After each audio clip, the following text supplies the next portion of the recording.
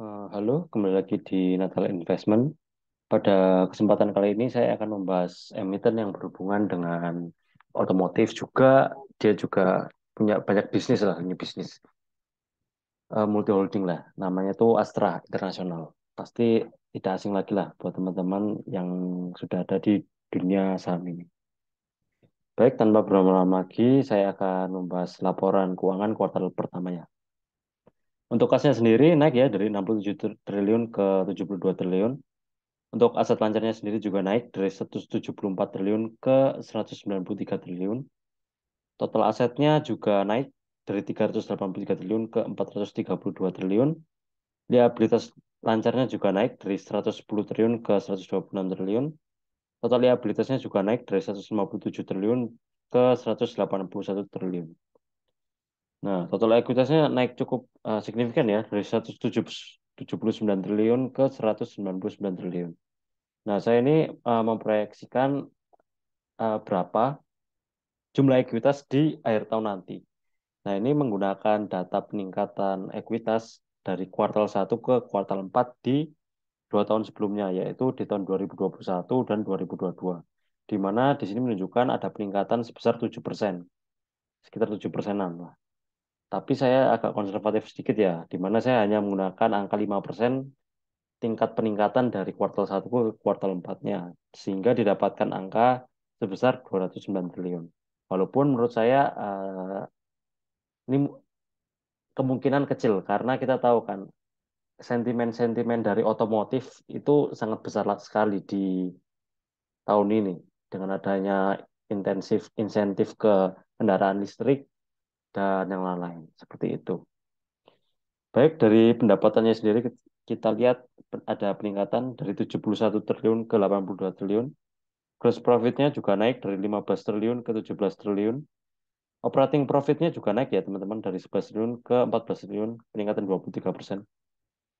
Net income-nya naik cukup signifikan dari 6,8 triliun ke 8 triliun, 27% peningkatannya. Dan saya juga memproyeksikan teman-teman jumlah net income di akhir tahun nanti menggunakan data peningkatan net income dari kuartal 1 ke kuartal 4. Sama seperti di ekuitas ini teman-teman. Nah, kalau kita lihat di tahun 2021 20 itu maaf, 2021 itu 400% dan di tahun kemarin 67%. Nah, tapi di sini saya menggunakan angka yang ya cukup konservatif lah teman-teman. Hanya ada peningkatan sebesar 100% saja. Itu akan menghasilkan laba sekitar 17 triliun. Tetapi jika laba tahu kuartal pertama ini disetahunkan, maka Astra ini mendapatkan laba sebesar 34 triliun. Ya, ini saya menggunakan angka yang konservatif ya, teman-teman. Hanya peningkatan sebesar 100% saja. Baik, kita masuk ke cash flow-nya. Cash flow pelanggannya bagus 83 triliun plus dan kita lihat pendapatannya di sini 82,9 triliun. Jadi linear ya. Sehingga kas yang diterima oleh Astra sendiri ini eh, mayoritas berasal dari aktivitas operasi penjualan ke pelanggan. Itu bagus teman-teman. Bukan dari penjualan aset. Dan kita lihat operatingnya sendiri juga plus 16 triliun. Investasinya minus minus 6,6 triliun. Bagus ya ini berarti Astra beritikat untuk mengembangkan bisnisnya, berekspansi, entah itu beli aset, membuka cabang baru atau yang lain-lain. Dan dari pendananya sendiri, tapi sayang di sini positif 1 triliun, 1,7. Jadi ini mengindikasikan bahwa Astra itu lebih banyak melakukan utang atau membayar dividen terlalu besar, itu juga bisa terjadi. Daripada pembayaran utangnya, seperti itu. Nah, kita lihat book value-nya teman-teman. Ada peningkatan dari 4.400 ke 4.900. Price to book-nya 1,2, turun ya teman-teman dari 1,4. Revenue per share-nya 2.000. Oh, bagus ini. IPS-nya sendiri 215. Jika IPS-nya dalam tahunan itu sekitar 430 ya, menggunakan asumsi peningkatan 100% tadi. Jika menggunakan laba bersih yang disetahunkan, IPS-nya jadi 861. Gross profit-nya 20%, bagus. operating profitnya 17%, net profitnya 70%. Bagus ya ini teman-teman. Jadi eh, manajemen dalam mengefisiensi sumber daya itu bagus sehingga marginnya tidak banyak terkikis. Seperti itu. ROE-nya sendiri 4%, bagus ya teman. Kalau misalnya dikali 4 aja di setahun kan itu 16%, ya bagus lah. Tapi nggak terlalu wow lah. ROA-nya sendiri 2%, DAR-nya sendiri 0,9, bagus ya teman-teman. Jadi total ekuitasnya lebih besar daripada total liabilitasnya. Current rasionya 1,53. Oh, ini tebal sekali ya aset lancarnya. Jadi aset lancarnya ini bisa mengcover seluruh utang lancarnya. Kalau kita lihat kan 193 triliun dan liabilitas lancarnya 126. Jadi bisa di cover semua. Kita lihat cash rasionya 0,6 ya.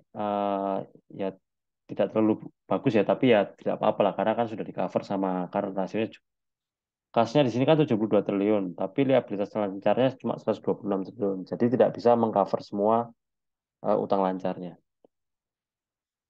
PI rasionya 28,9 untuk kuartal pertama.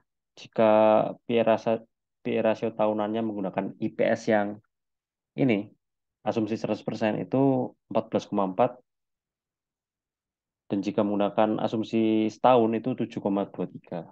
Bagus. Nah, kita lihat ini yang menarik ya. Astra ini kan baru membagikan dividen beberapa bulan yang lalu. Dan kalau kita lihat DPR-nya itu kalau nggak salah yang kemarin final itu 500-an. Dan DPS-nya 500-an. Dan kalau kita lihat DPR-nya itu 200% teman-teman. Jadi dua kali lipat dari IPS-nya. Nah, apakah bagus? Bagus, memang bagus ya. Ini berarti mengindikasikan bahwa Astra ini dapat mempertahankan kepercayaan investornya. Tapi ada sisi negatifnya juga.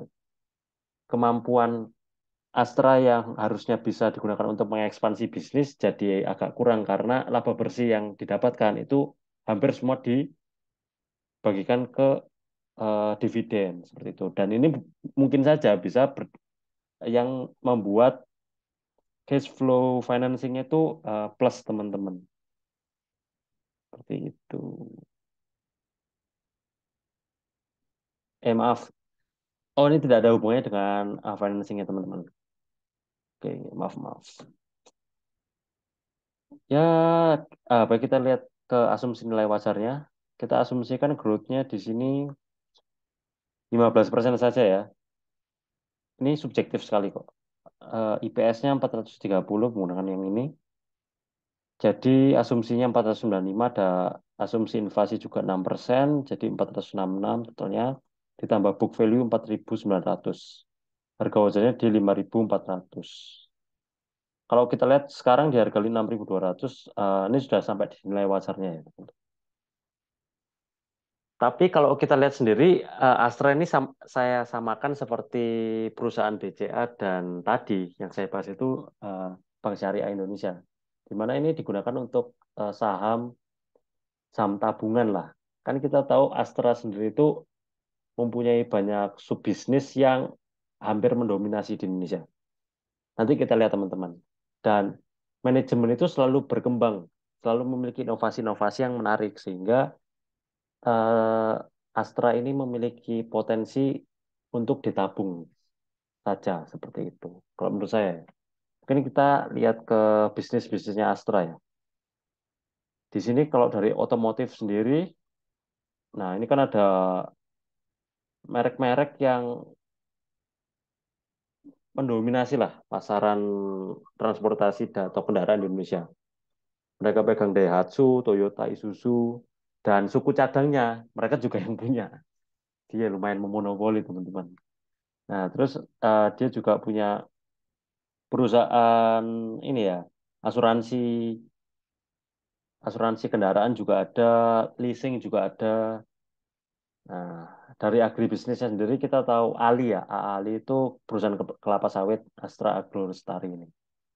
Dan dia juga punya perusahaan jalan tol juga dan lumayan mendominasi lah Astra sendiri. Jadi menurut saya kemungkinan seperti Unilever itu mungkin lebih kecil karena manajemen dari Astra sendiri ini terus berinovasi setiap tahun. Seperti itu. Jadi ini bukan saran saya untuk teman-teman menjual atau membeli saham, tapi hanya sekedar analisa pribadi saya sendiri dan saya sharingkan ke teman-teman. Oke, segitu saja dari pembahasan analisa laporan keuangan Astra. Jika teman-teman ada pertanyaan, kritik, saran, silakan tulis di comment section. Dan jika ada emiten yang menurut teman-teman itu menarik, tulis saja di comment section. Kalau sempat, saya akan bahas. Seperti itu. Baik, terima kasih.